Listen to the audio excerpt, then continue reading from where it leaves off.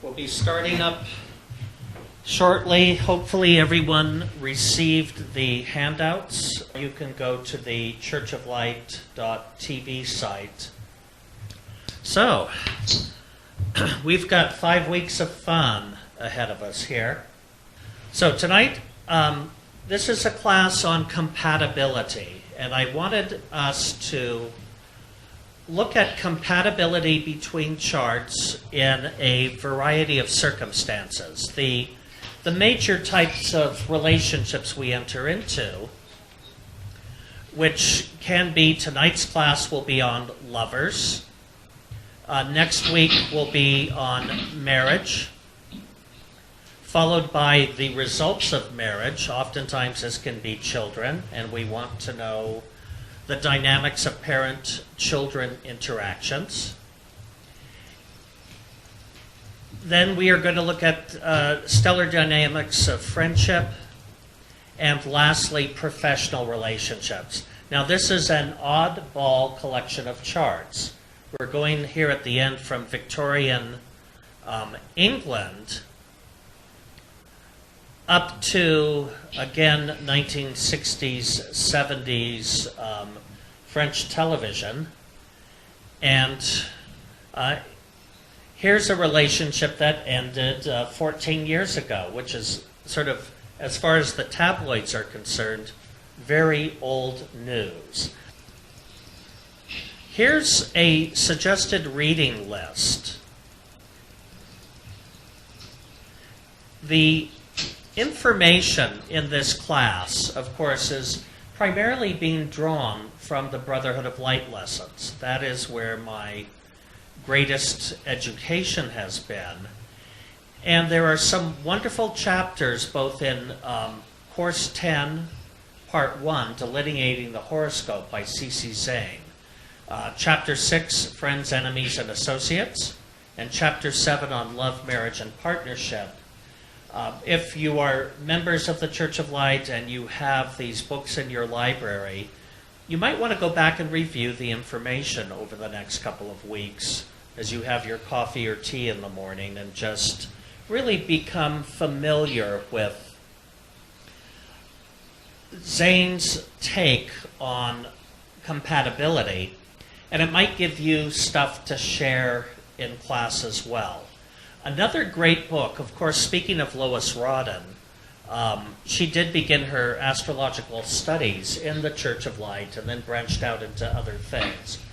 Lois not only put together the Astro Data Bank, which is probably the most profound tool for professional astrology and students, Lois also was quite a prolific writer, and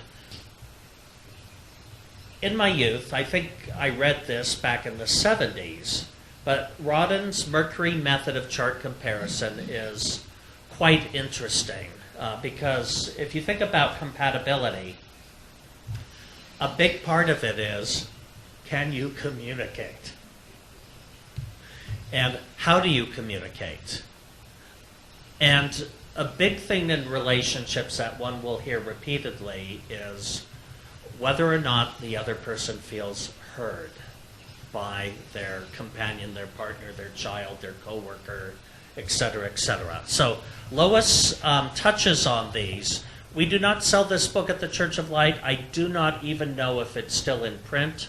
If it is, you might be able to find it through the AFA, or you can do a search on on Amazon, and you just never know what you'll come up with there. Whether there are new copies of this book out there or, again, used copies. Another book, which I worked with back in the 70s, is by Francis Sequoian and Louis Acker, and it's called The Astrology of Human Relationships. And these two authors are into some things that certainly fall outside of Brotherhood of Light practices, but you're all adults and intelligent human beings and can study anything you want and draw your own conclusions. But I find their method of delineation is actually quite fascinating, and they they're really good at giving language to the aspects between charts. And Lynn Palmer is one of my favorite authors, and she is a Church of Light astrologer. Lynn is a virtual walking astrological thesaurus. I would attribute her ABC of astrology as being one of the most influential books for me after reading Zane's books. So those are the recommended reading. And now let's go through the information we're going to be covering, and we'll refer back to we're going to refer back to this sheet in the ensuing 5 weeks. So what I want to do is just go through all the handouts first so you know what's here. And then we're going to go back and start at the top of this and apply it to our sample charts for the evening, which are Benjamin Bratt and Julia Roberts. The old news in lovers' relationships, but it doesn't matter. The information's there. So these are going to be the steps that we follow. When I look at 2 charts, I look first at astrodynes, because what I want to see is the connection between people in terms of similarities and dissimilarities, and we'll go into that in detail. Then I place one person's planets in the outer wheel of another person's chart, and you'll see that among your samples here. I've given you the sample of a double-wheeled chart, which I recommend you don't write in that, but you actually use this one as your master. And you'll want to make copies of this. And what we do with this form is we take one chart, place the house cusp positions on the outside of the wheel. In this case, you can see the inner wheel is Benjamin's chart, and then Julia Roberts' planets are placed in the outer wheel. Reading my handwriting may be a problem for some of you, but I don't have an astrology program that does that for me, so I do this by hand. And then I take the other person's chart, Julia's, place her house cusp and her planets on the inner wheel, and then I placed Benjamin's in the outer wheel. This is important information. It shows us where we're impacting another person. And then what I do with that other form, which I showed you, and I'm going to reel up here. Don't get dizzy. That form. This form and this form, you want to keep blank and reproduce for your use in your own studies, in your own application. So, scrolling down. This is the second step. I look at charts to see how the one person influences the others. And then the last step is, I'm placing, these are the degrees. I'm placing the planet and the sign it falls in that degree. This gives us a quick graphic guide to be able to see any planets that are within 1 degree orb of aspect of one another. And the aspects between charts really provide us with the idiosyncrasies of relationship. It's very key information, and that's the end of the handouts. What I've listed here are the steps that we will be applying both over the next several weeks, but also in terms of the work we may do privately at home. And I'm going to now enlarge this. Relationships with men or women. What I'm saying here, this isn't to determine whether one should necessarily have opposite sex or same-sex relationships. That's not what we're trying to get at. That is something far more complex and personal. But this is merely, when we look at any chart, what we want to know is, in general, who do you get along with? I have met women who may say in the workplace, I always prefer to work with men because I can get along with them better. I always have issues with women at work. or vice versa. You may hear men saying that it's easier for them to get along with men than with women, or again, vice versa. So what we want to do is that in any chart, we note the sun and the power and harmony. Now, two things to think about. Power and harmony are different concepts, and since each of these classes will be dealing with astrodynes and the reading of astrodynes, power signifies the volume of energy that any planet, any sign, any house in a chart expresses. I even like to look at the aspects with the astrodyne grid to determine what are the most powerful aspects in any person's chart, because it will give such insightful information as to what runs that individual. So what I think we'll do is take each step one at a time and actually use our sample charts. The first chart here is Julia Roberts. We'll look at the chart physically. The sun, 4th house, 4 degrees Scorpio, 3 minutes. We know in general that luminaries falling in angular houses tend towards power. Let's see if that is reflected in the astrodyne report. Well, here, the sun is the 3rd most powerful planet. And looking at your handouts, you can see Neptune has 12.3% of the power. Mercury has 11.9%, and the sun 11.4%. Those three, and then we have the moon at 11.3%. So these 4 planets all fall within 1% of power from one another. This is important to know when we're looking at charts, because when you have so many planets close in power dominating the chart, you can actually have, I don't want to say a multiple personality, but you will have a personality that has competing desires. What are the desires of Neptune?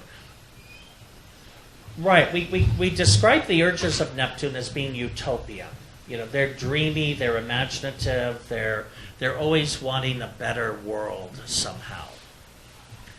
So a person with dominant Neptune is utopian, and they can be prone to mysticism, spirituality, intuitive matters. What about a Mercury individual? What dominates their expression?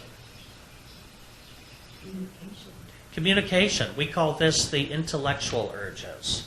So a person with Mercury dominant is going to be expressive. And then the sun, the power urges of the soul. The need for authority, for ability, for recognition, for self-esteem. And the moon, the domestic urges. Home, family, nesting, nurturing becomes very important to the dominant moon personality. So, let's talk about the sun in Julia's chart, representing men. Are men important to her? Men are important to her. Would say they're very high up there in ranking. And so power lets us know the degree of importance, but harmony and discord lets us know what are the experiences like in those areas. So in terms of her dealings with men, what could we say? 0.59 harmonides. If we compare that, let's say, to what I see as the greatest harmony in the chart, Mars at 15.62, would say that this is very mildly harmonious, close to neutral. Now, what happens when you have planets that are close to neutral? We shape them with our experiences and with our attitudes, which means we can turn them into something wonderful, or we have the potential of turning them into something just less than wonderful. Now, going back to your notes, I probably don't have to scroll all the way back. The moon, her harmony and power determines general relationships with women. So what about Miss Roberts' relationship with women? We'll move just up a tiny bit to see her chart.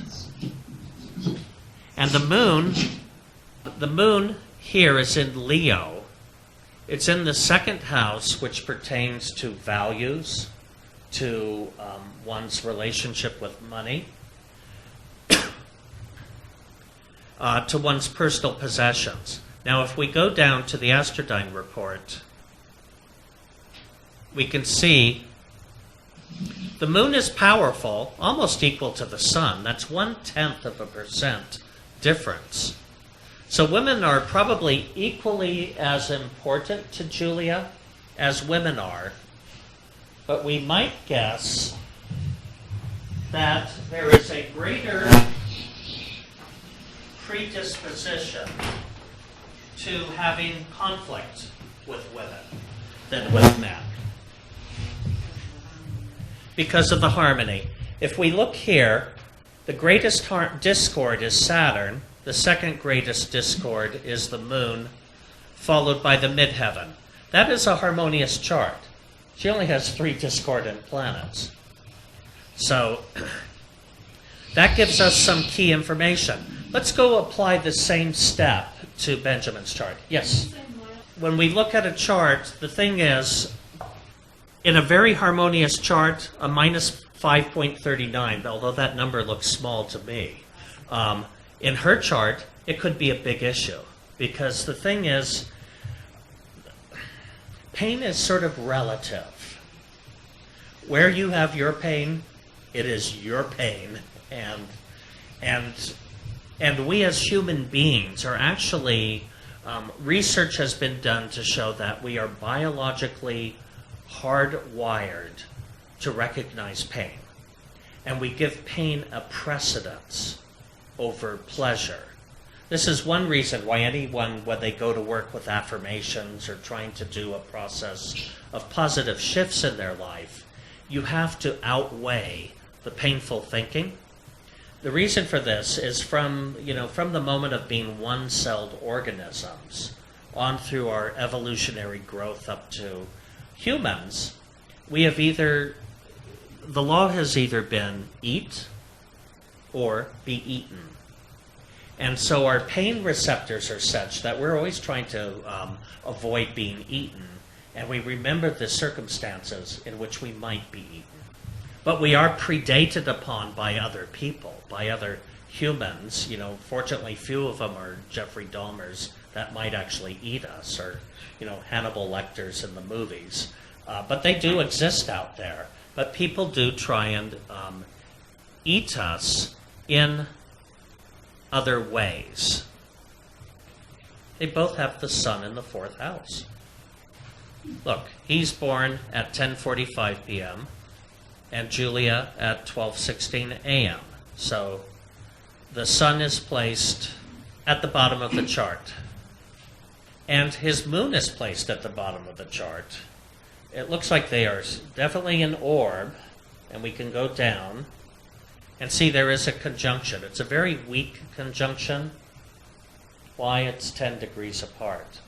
But they're luminaries in an angular house, so they still hold. In Benjamin's chart, would we say women are important to him? Yes. And does he really, really like them? Yes. The moon is his most powerful planet, so women play a very important role in his life. And although this is 1, 2, 3.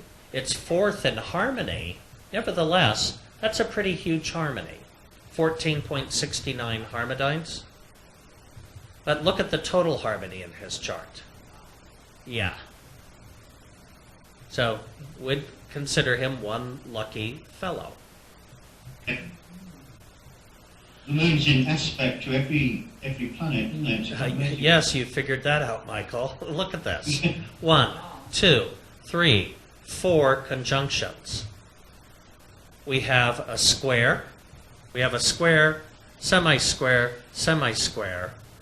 1, 2, 3 trines, and look how powerful those trines are. This conjunction is, off the charts, but nevertheless powerful.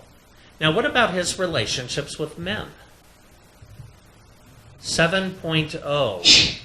It's half the power of the moon, but harmonious. So men may be far less important to him overall, but his relationships will tend to be harmonious. And, besides, he's a Sag, so chances are he can get along with anyone. So we've done our first steps, relationships with men or women. This is really important this week. Look at that in your own chart. Now, in relationships, something that is important is what we call the affections. Why? We think of the planet Venus. What metal does Venus rule? Thank you. Copper. What is copper most known for in ancient metallurgy? Copper gets along with other metals. They used to make mirrors, didn't they? The Egyptians actually made mirrors using highly polished copper. One of the reasons, though, Michael, is it was the only metal they had, other than gold and silver and electrum. Yeah. But they could finely polish copper for mirrors. But so we consider mirrors from that perspective. In later periods, mercury was used for mirrors because of its highly reflective qualities. It was painted on the reverse of glass to create mirrors. But Venus is used in what are called alloys. And alloys are bringing metals together. For example, when Venus is smelted with tin, the resulting alloy is bronze. And if you remember from prehistory, the Bronze Age followed and was one of the earliest metallic ages. And it allowed for stronger tools and weapons. Of course, that was followed by the Iron Age, which allowed for some very powerful weapons. So Venus is, you want to think of Venus as the glue. Venus is the bonding agent. Venus is those qualities that give us pleasure in terms of being around another.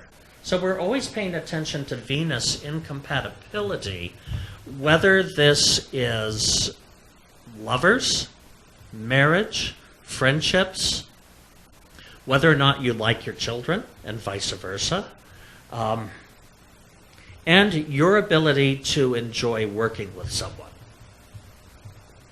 Prominence of Venus in the chart will show to us the importance of love or the affections in that individual's life.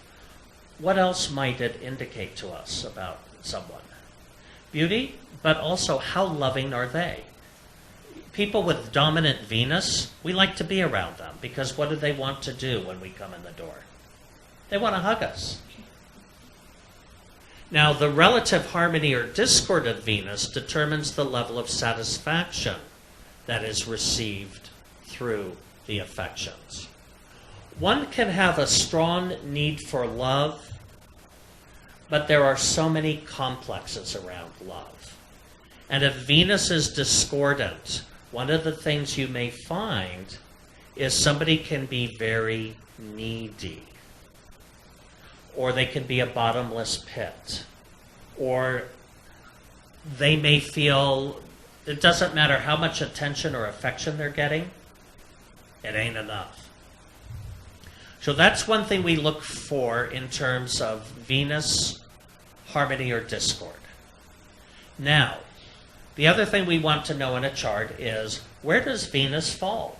Because the house position actually is very revealing to us. And this can be quite important when you're looking for love. Where Venus falls determines the environment where you find love. What if you have Venus in the 9th house and you're feeling rather lonely? Take a class. Go hang out at the lounge at the local airport, international airport. Go on a cruise. Venus will, or join a congregation of some kind. Love will come through that environment. If it's in the 2nd house, perhaps you need to go and hit yard sales on Saturday mornings. Trolling over other people's stuff, you might, run into a fellow collector and fall in love. So look for where Venus falls in your chart. It's a good indicator of where you look for love and where you have the potential for drawing love in. So now let's go apply what we just learned. Julia Roberts' chart, Venus, Virgo, 3rd house. Okay, 3rd house, studies, mental pursuits, neighbors, and neighborhood. So, yes, you might find love pruning your rose hedge and the next door neighbor comes out to chat with you. Or you might find love in your immediate neighborhood, in your proximity. Well, what is the neighborhood for people who work on film? It's location. You find love on location because when you're making a film, you're basically living a film. Well, let's look at Astrodynes. Venus, what would we say? Weak and mildly harmonious. There are other places we find love, and let's just tuck this into our thinking cap. 3rd house, weak and just mildly harmonious. So, obviously, she's somebody who will think about love. It does impact her thinking because also, look here, the aspects to Venus, a conjunction with Pluto. Even though Venus is weak, when she does start thinking about it, what happens with planets in conjunction? We can't separate their urges. So Pluto is universal welfare urges, but we often think of Pluto's impact as being compulsion, intensity. And so with Venus and Pluto conjunct, in the sign of Virgo, what can happen when she's in love? 3rd house, she thinks about her relationships in a Pluto compulsive or obsessive fashion. In Virgo, possibly being hyper-scrupulous, analyzing or evaluating. So look at your own chart, not now, but over the next week, and get a load of your Venus and see how you might operate in love. All right, let's swing on down to Benjamin's chart. Where's Venus? 5th house. Where might he find love? Maybe places of amusement? Yes, movie theaters, sporting arenas, on the ice rink, out at the public park, at the local Woodstock. Romance is found through amusements, but also the 5th house is also theater, movies, film. Now, interesting, she had Venus in Virgo. He has Venus in Capricorn. They're both earth signs. Venus in Virgo can sometimes be a bit fastidious about their affections. There's certain parameters in terms of lovemaking or the expression of love. Venus in Capricorn is oftentimes somebody who one of the determining factors in what is attractive to them can be status. They are drawn to somebody's accomplishments, or what might be their title, their standing in community, or if they have some really specific personal drive that motivates them. That's what Capricorn gets. That is sexy to Venus in Capricorn. So let's look at the astrodynes, because the astrodynes reveal.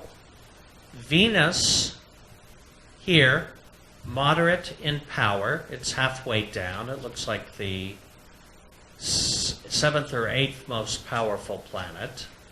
And harmonious. So affections are, to some degree, important and a source of pleasure. We've done relationships with men or women, affections, love affairs. Well, that's what this class is about. Love affairs, whether they result in marriage or not, are ruled by the 5th house. Planets ruling the 5th house determine the thoughts, feelings, and experiences attracted through lovemaking. And we're going to skip partnership and when to marry tonight. We're going to save those for another class. But we will go from love affairs, jumping down to when comparing charts. So, love affairs? Julia, what do we remember about Neptune in her chart? Powerful, the most powerful planet. And it is in her 5th house of love affairs. Thank you.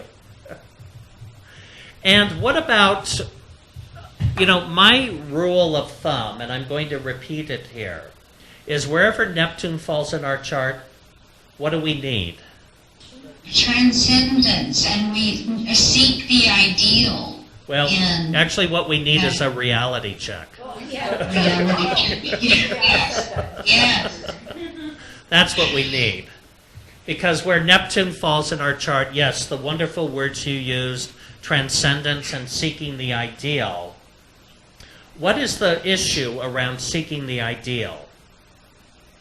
Because people aren't ideal. We have our flaws, and it can lead to, rose-colored glasses and disillusionment. Yes. Disillusionment is a good word, as is disappointment. I always look at disappointment as having its missed appointment. We set an appointment in the future of how we want things to work out, and they don't happen, and what happens to us? We're stunned. We don't bounce back easily, and that is the greatest challenge with a dominant Neptune, is it's hard to bounce back, because you want the most from life. You're utopian. You want the best from life, and you have imagination or fantasies about how that might be. And then they get dashed against the rocks, and then you are a little numb and have trouble bouncing back. How might Neptune, dominant in the 5th house, help this woman outside of love? She's made an awesome career as an actress. I believe she, in the past, was the highest paid female performer. Neptune, dominant, mildly harmonious. We would also look at Pluto and Mars in her chart. They are the co-rulers of the 5th house. Love can come through work. The 6th house. Her romantic life can be subservient to her work life. Remember those words. And Pluto, her intense obsessive thoughts can also impact her love life. All right, next. Benjamin, 5th house. His fifth house, chief ruler, Mercury, co-ruler, Venus, and Saturn is the co-ruler. All right, Mercury in the fifth house. What entices you? The sound of another person's voice. If you have Mercury in the fifth house, it's not necessarily, talk dirty to me. It's just, talk to me. You just want to hear the timbre of that other person's voice. So, language becomes very important when Mercury rules the fifth house. How not only the tonality of voice, their use of language, the ability to talk can be a turn-on. Venus falls there in Capricorn, so we've already discussed how status or ambition can also be sexy to the person with Venus in Capricorn. Here, Venus falls in the fifth house. This is a chart where I suspect love affairs are important. Hopefully not now while he's married, but and then Saturn can also bring in the thought of duty or responsibility in relationship. So what would happen to this man? What are the dominoes in terms of his process of love? Yeah, talk to me, baby. I love the sound of your voice. Oh, you're just so driven, talented, and wonderful. I am drawn to you. And whenever I'm drawn to someone, I need to be dutiful and responsible. Will you marry me? The co-ruler falls in the sixth house. So again, we could say romantic matters are strongly impacted by his work life. Here's the other thing. When you work in film, oftentimes the people you encounter for 3 months on end are your colleagues and co-workers. So it becomes a somewhat incestuous circle. There's a reason why Hollywood people date other Hollywood people, because that's who you're exposed to. What about the fifth house? I would say love affairs are important to him, and they're really, really fun.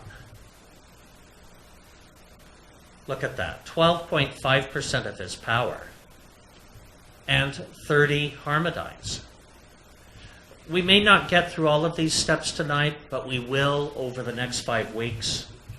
The usual psychological dynamics. Men and women are biologically different. They are hormonally different. Their needs are different. That's the old men are from Mars, women are from Venus. And Mars is testosterone. Mars is actually driven towards sex. The symbol for Mars is, the male sex organ, spilling its seed. Venus is women, and women are drawn to the sense of security in relationships. Now, there's a biological reason for that. Any thoughts? You're choosing the father of your children. And you either want that person, primarily when we just look at the genetic drive, we're drawn to, if we're women, we're drawn to somebody who is hot. They have the features and the smell that draw us to them because we want their biology to be the parents of our children. But most women also want the men to stick around and help raise the children and provide for them. It's a family unit. So usually those qualities of security, and this does sound like I'm oversimplifying relationships, but it is a basic biological urge that the women carry the children. They want not only a good gene pool to draw from, and women are most responsible in that selection process. That's been proven through sociological experiments. The primary thing that draws in opposite sex relationships for women is scent. So Mars and Venus, they're very different needs. And for men, the need to stick around is not always built in. So Benjamin's chart, the Saturn there, is looking at long-term security, long-term involvement. Different cultures manage this issue differently. And here, living in New Mexico, we are surrounded by a very ancient culture, the Pueblo culture. And most of the Pueblos, the Rio Grande Pueblos, as well as the Western Pueblos, Acoma, Laguna, Suni, and Hopi, have matrilineal systems. The youngest daughter is the heir to the home within the Pueblo. So, if a man wants to leave a relationship, what happens? He leaves. He's got to move out. Go live in your truck. The home is mine, and I have a place to provide for my children. So the children are always, in a sense, looked after. It's not the kids that end up in the truck, except in rare occasions. There is a attempt within the social structure of that society to make sure that the next generation is being cared for, provided for, sheltered. Pretty intelligent, if you ask me. When comparing charts, note the power and harmony of each person's chart, astrodynes. We talk about placing persons A planets and B's and vice versa. We note the area of departmental influence, what houses do your planets fall in, and then we note the number and nature of any planets within 1 degree orb of aspect. That is how I compare charts, whether it is lovers, marriage partners, parent-child, friendship, or collegial relationships. We get great information by just following these 4 steps. Now, here is a little chart you can use. Though we can also bring up the charts and look at them on screen. I like to put down the top 3 planets, houses, signs for A and B, and then look to see if there are any similarities. Here is an important statement. Astrological compatibility operates on the premise that we are attracted to and remain attracted to those persons with whom we share similarities. However, we can also be attracted to, but find difficulty in remaining attracted to, those persons with whom we share great similarities. We're drawn to people who resonate the good stuff within us. It's pleasurable to be around them. Now, we all know of incidents of men or women remaining in abusive relationships. And there can be different, hooks that keep that in place. But in general, let's say you're talking about people with relatively healthy psychology. We will be drawn to and stay with those persons where we have shared interest in common. Let's bring up her astrodynes. Bring up his astrodynes. No, I can't do it. Darn. Well, let's look quickly here. We have dominant Sun, Moon, and Mercury. With Roberts, we have a dominant Neptune, Mercury, Sun. In using the horoscope software, this is how you can sort the astrodynes. Neutral means that they're just falling in natural order. From Sun to Pluto, midheaven ascendant, 1st through 12th house, Aries through Pisces. Power, we can sort according to strength. If we look here at the percentage, the numbers get smaller. Same here, numbers get smaller. Harmony sorts according to the most harmonious from this column down to the most discordant. So we want to look in terms of power. Just the planets, Neptune, Mercury, Sun. We know that, utopian thinking, imagination, fantasy, spirituality, transcendence. Mercury intellect, conversation, communication, expression. Sun, self-esteem, self-worth, power. That's what drives this woman. So I'm just picking the top three. So here, if we sort by power, we have Moon, Mars, Ascendant. Moon, domesticity and feeling. Mars is passion and sexuality. And Ascendant, a person with a dominant Ascendant, is very physical. They experience the world through their body. What is in common between those charts? Nothing, unless, as Michael suggests, we include the moon. So in this case, if we're looking at a comparison, we might see that the moon is the one thing that is relatively prominent in both of these charts. And so what we do is we look at the issues of feeling, emotion, domesticity, and family as being important. We saw already, where does the sun fall in each of these charts? What is the person like who has their sun in the fourth house? Oh, it was Holly. Holly. Home-loving and draw it from deep within the recesses of the self and the psyche. It's a deep, personal, emotional. Yeah, they're deeply connected to home and family, but I see the sun in the fourth house as more domineering within the home. They want to rule the roost. Those are the perfect words. They want to be the king or the queen in their castle. What is the problem when you have two people with the sun in the fourth house?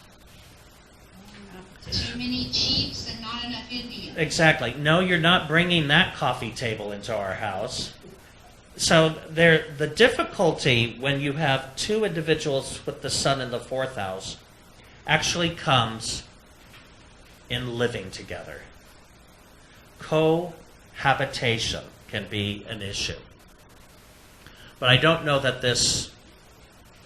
how far this got to that. Now we want to look at houses.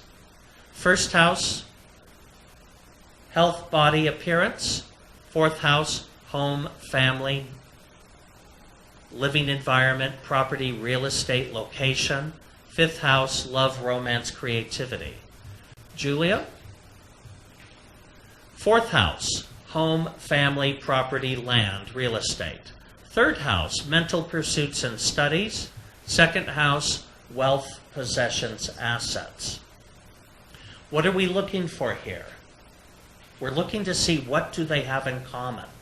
What drives their psyche? And what have we discovered? Home, family, property, real estate, land. But we've also discovered that there is a good possibility that they couldn't live together because each of them wants to rule the roost. Each of them would want to be in charge of their physical environment. All right. Now the signs... Can I ask you a question, Christopher? Of course. Do you go ever from the bottom up? They both have the seventh house as the weakest house in their charts. Because a weak seventh house oftentimes indicates difficulty to form partnership.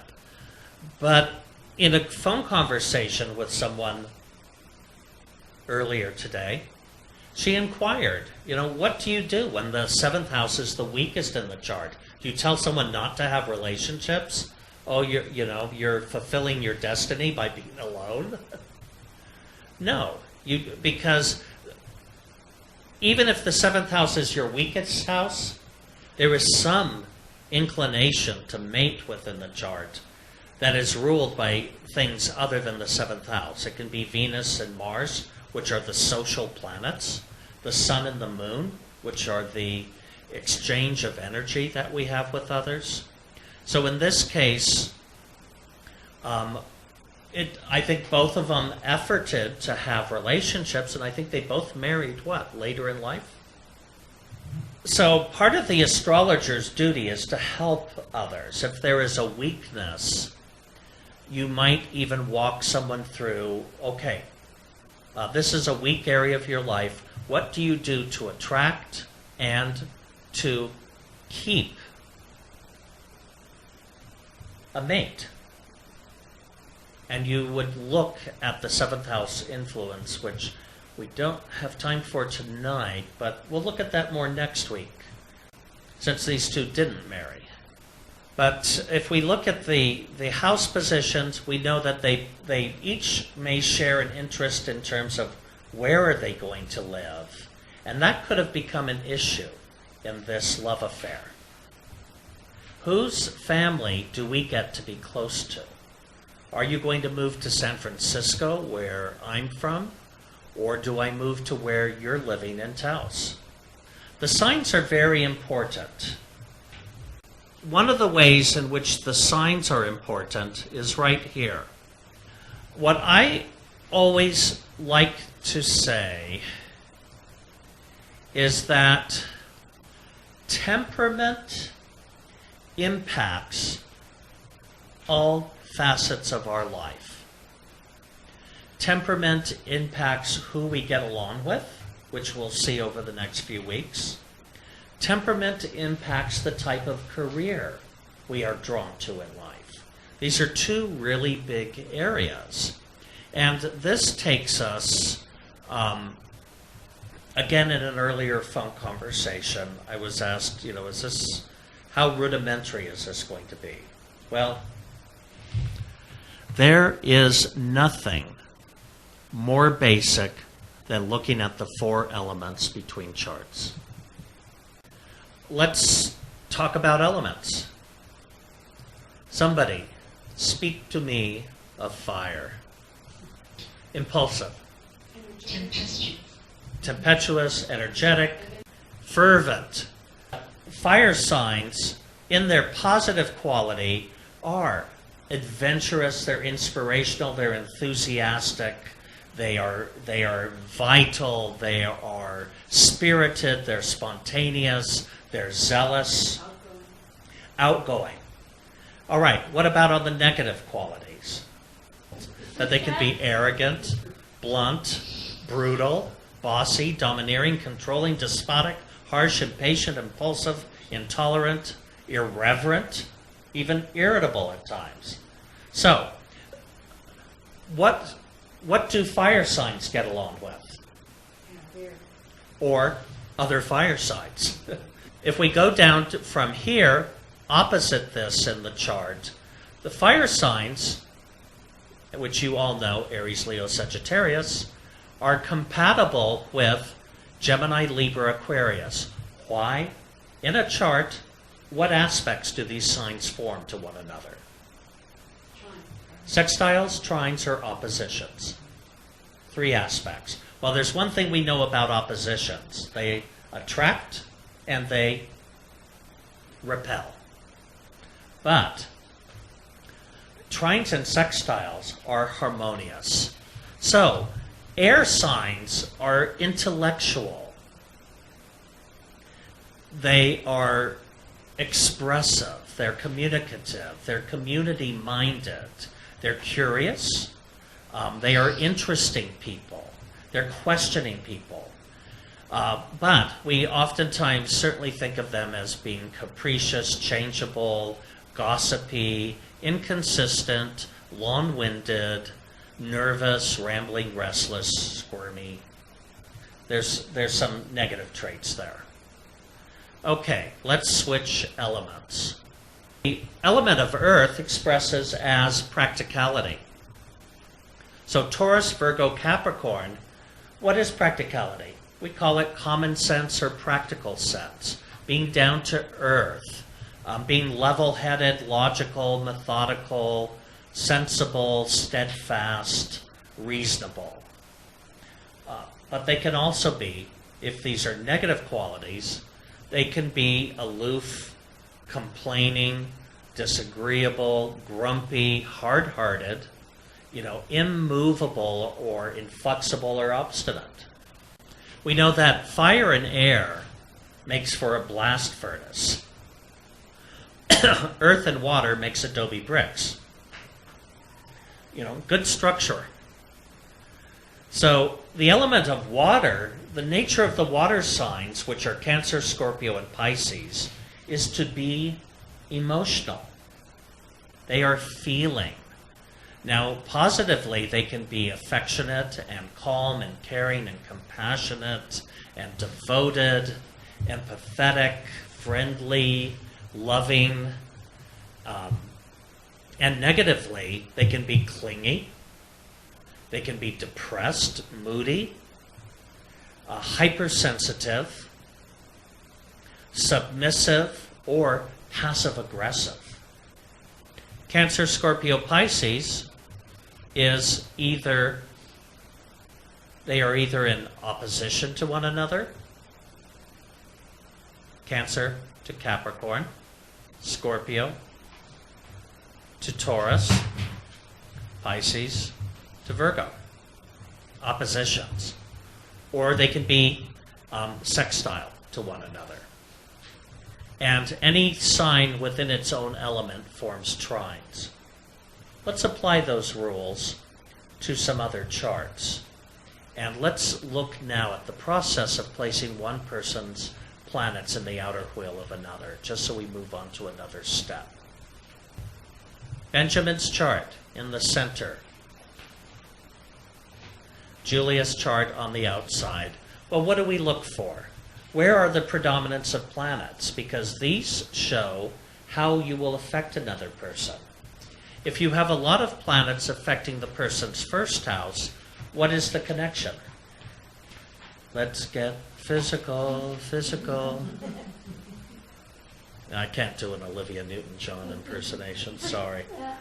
That can make for intense physical attractions. If somebody's planets fall in your third house, what happens? Spend a lot of time on the phone, or texting, or emailing. That this person impacts that person's thinking. If there's a predominance in your 12th house, what happens? You start to believe that person is reading your mail. Because they know things that, how else would they have that information? I mean, that could definitely show behind the scenes activities in a relationship. Now, 8th house, what goes on? Sex and shared resources. Right. Should we be getting a life insurance policy? Have we invested enough this year in our retirement fund? We're doing the gloss over tonight because of time. Well, what happens here? There are a lot of planets in the 2nd house of Julia's chart. Okay, maybe Ben likes to bring her gifts. It doesn't mean necessarily that they have to be expensive gifts, but just showing up to someone with, a bouquet of flowers or a strand of, freshly harvested garlic, depending on what they like. And does she like things? Yes, things mean a lot to her. So this is a good combination to know to show up with something. What about all of these planets in the 6th house? It seems as though there would be something about the daily grind or daily routines or maybe through work. Right, and in this case, I think it's work. Yeah. When work brought them together, it was good. There really isn't, much congestion elsewhere except his Saturn falls in her 7th house. So who do we think wanted marriage here? He did. Yet if somebody's Saturn falls in your 7th house, how do you start to view them? Like a ball and chain. Yeah. Okay, so where did that fit into our dialogue here? Oh no, that was step number 2. Place person A's planets in the outer wheel of B and vice versa, That's step 2 and 3. Note the areas of departmental influence. So let's go to the last step in comparison, looking for any planets within orb of aspect. Most people have the desires for something easy. You want, when you meet them, for rose petals to fall from the heavens and you hear bells, and you have all the same things you like in common, and they know exactly, without telling them, how to fix your coffee in the morning. And that's the fantasy that many people function with. Do you know what the secret is to a long marriage? You never divorce. 6 planets can indicate that you're always working on something. And guess what? Some people really tire of that. If it feels like it's work all the time, it starts to feel less fun. Why? It's not fun anymore, it's work. It doesn't feel like a love affair. It feels like a project. So that can be part of the problem. Now, this is the graph I use. And this is a good time for you to have your handouts and have both of the charts where they have their planets in the wheel, so I'm not cycling back and forth between this graph and the chart comparisons. Jupiter's not aspecting anything. Mars is out of orb. Though sometimes with Mars, I'll give as much as 2 degrees. Yeah, let's go down the line. Here, just for order's sake, midheaven in Gemini, 5 degrees. Sun in Scorpio, 4 degrees. What is the nature of that aspect? Inconjunct. They're 5 signs apart. So an inconjunct tends towards things expanding, but then sort of moving apart. But look, how does this person influence them? The person with the Sun to the midheaven, midheaven and Sun have similar influences in a chart. The Sun is our pride, our self-esteem, our self-worth, the midheaven being our visibility. So there is some expanding visibility, and this is part of the reason I chose them as an example, because this was a visible relationship that played out in the tabloids. Saturn and the moon form, the moon person might feel that the Saturn person is heavy in some ways. So the moon person may not feel that they're getting emotionally nourished here. So the Saturn moon square can be like a wet blanket. Here, Saturn in conjunct the ascendant. That's a neutral aspect, and in that case, the Saturn person might be concerned for the, health, safety, well-being of the other person. And the ascendant might think, oh, I might actually have some security here. Let's drop down. Here we have Mercury, Capricorn, Mercury, Scorpio, 13 Scorpio to 14 Capricorn. Quick, what is the aspect? Sextile. And we decided sextiles were good. Friend, good. So, thank you. Communication is the key. When you're in your 20s, being attracted to someone and having sex chronically is important. When you're in your 70s, their being able to maintain a conversation is more important. Mercury is key in relationships because it adds to the interest.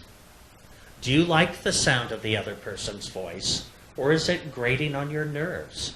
Do you like what they talk about and what they say, or do you think your spouse is an idiot? That happens. You may laugh. So, now also, Mercury in Scorpio to Pluto in Virgo, another sextile. The universal welfare urges, are in a opportunity aspect with the communication urges. This could even lead with a couple into philanthropic acts, or being able to share groups of friends, or larger social circles, or doing something for community benefit or mass destiny. Other aspects: 16 degrees Scorpio to 16 degrees Aries. We have another in conjunct, 5 signs apart. So it's an expansion aspect, again, between Neptune, which we know is in her 5th house of where's Neptune in his house, in his chart? Let's look quickly. It's in the 3rd house of mental pursuits, to her midheaven. So he might be able to advise her on career matters. Venus, 18 Virgo to Saturn, 19 Aquarius. What do we have here? Another in conjunct. So this is an expansion, his need for safety, wanting to have safety through her Venus. What is one of the killers in relationships? Jealousy. For some people, they can have a very hard time when they're separated from the object of their affections, because they imagine if they are not there present, what is the other person doing? They're making mad, passionate monkey love with someone else. I mean, that's all that could be going on, right? So, that can kill relationships. But here's something very nice. Venus, 21 Capricorn, Pluto, 21 Virgo.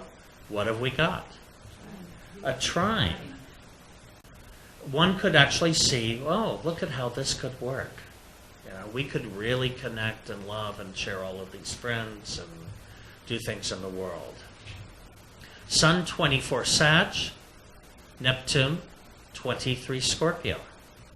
Semi-sextile, 30 degrees apart, which is a growth aspect between her dominant planet of intuition and mysticism, might have connected with his spirituality, his Native American spirituality. She is a Hindu, and I do know that I think he follows the Lakota Sundance path. Moon, 24 Leo, Sun, 24 Sagittarius. Yes, there's little you could find better in a chart in terms of being attracted to someone than when your Sun and Moon are in a harmonious aspect. With the fire signs, they would be drawn. And in one of the tabloid articles,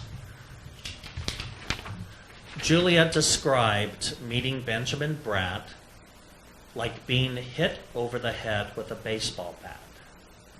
Sun-Moon trine. It makes for a powerful attraction. And again, to get to marriage, you first have to be attracted, unless you live in India or someplace else where marriages are arranged. This couple met in 1997, so this is definitely old news. They were lovers for nearly 4 years. How's that for a romance? That's a good amount of time. While apart working on films, they would agree to read the same book in order to remain connected. Where was the Neptune aspect? But also Mercury. Read the same book. And we're on. What happens when you read the same book? You're on the same page. So, according to a 2001 issue of People magazine, sources say Bratt, described as a traditional guy, eager to start a family, wanted Roberts to cut back on making the movies that kept them apart, and move from New York City to his home base, 4th house Sun, San Francisco, where his mother and siblings live.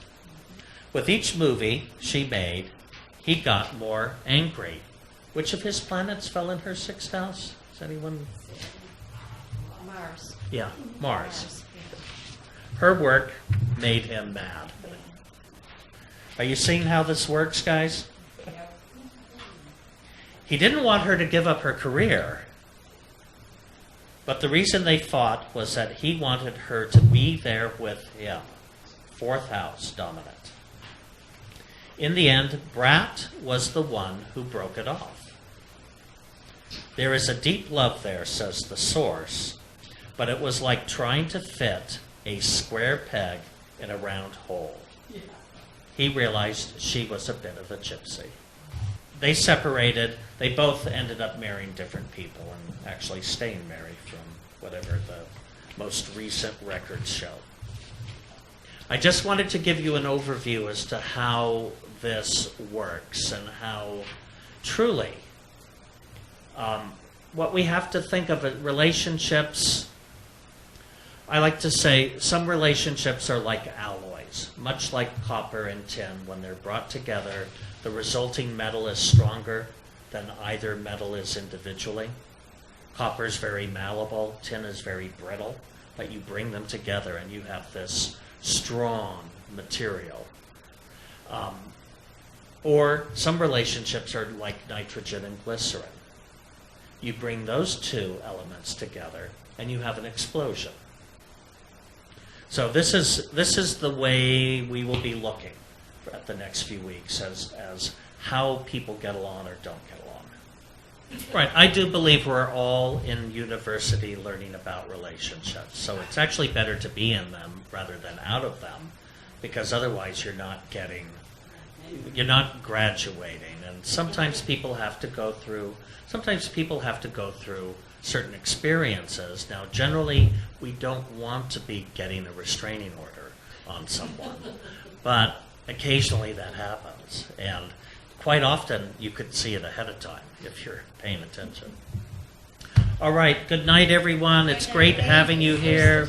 We've got another month of fun ahead of us, all of February.